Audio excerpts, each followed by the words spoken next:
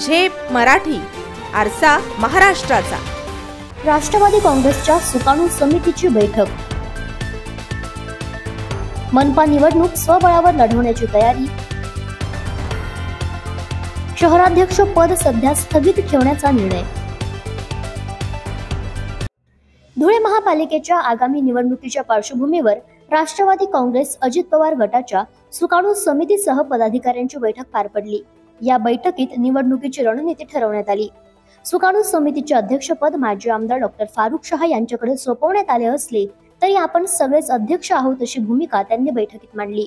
काही दिवसांपूर्वी मंत्री तथा जिल्हा संपर्क प्रमुख माणिकराव कोकाटे यांच्या उपस्थितीत झालेल्या पदाधिकारी आणि कार्यकर्त्यांच्या बैठकीत सुकाणू समिती गठीत करण्यात आली होती। यात एकूण 9 सदस्यांचा समावेश होता।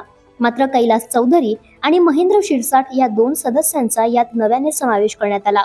त्यामुळे आता 11 सदस्यांची समिती महापालिका निवडणुकीचे नियोजन करणार असल्याचं सांगण्यात आलं। ही निवडणूक पक्षश्रेष्ठींच्या आदेशाने लढवली जाणार असली तरी स्वबळावर लढण्याची तयारी ठेवण्याचा निर्णय यावेळी घेण्यात आला। अध्यक्षाची निवड करणार आहोत। जिल्ह्याचं नेतृत्व कोण करणार भाई? जिल्ह्याचं नेतृत्व सध्या तरी ते सुरेश अण्णा सोनवणेंकडे आहे आणि फक्त धुळे महानगरपालिकेच्या निवडणुकीची तात्पुरती जबाबदारी माझ्यावर सोपवण्यात आलेली आहे आणि त्यात मी एकटा नाही, त्यांनी 8 सदस्य माझ्या सोबत जोडलेले होते आणि मी त्यात आणखी 2 जणांची भर केलेली आहे। 2 जण त्यात वाढलेले आहे।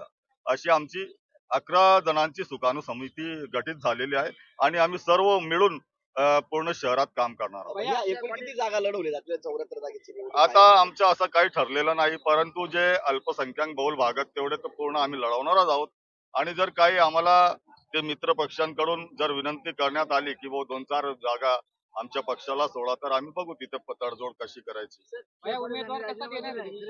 नाही, शरद पाटील सरांची अशी इच्छा होती की माझ्याऐवजी तुम्ही आणखी 1-2 जणांना वाढवून घ्या, तर आम्ही त्यांची विनंती स्वीकार करून आणि त्यांना पण तिथेच ठेवलं आणि आणखी 2 जणांची वाढ करून घेतली।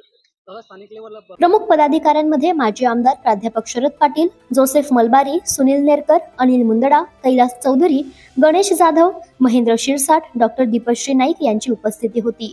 अशाच वेगळ्या आणि ताज्या बातम्यांसाठी पाहत रहा झेप मराठी, आरसा महाराष्ट्राचा।